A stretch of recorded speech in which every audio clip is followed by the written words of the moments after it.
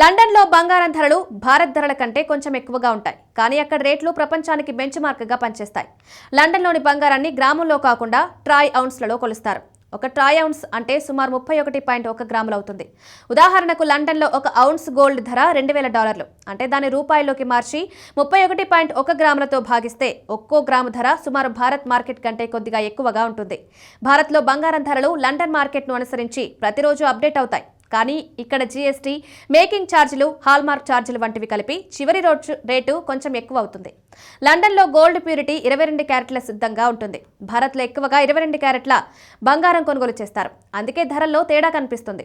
London మార్కెట్లో బంగారం కొనుగోలు చేస్తే అంతర్జాతీయ ప్రమాణాలు గల శుద్ధమైన గోల్డ్ దొరుకుతుంది. కానీ అక్కడ కొంచెం ప్రీమియం ధర ఉంటుంది.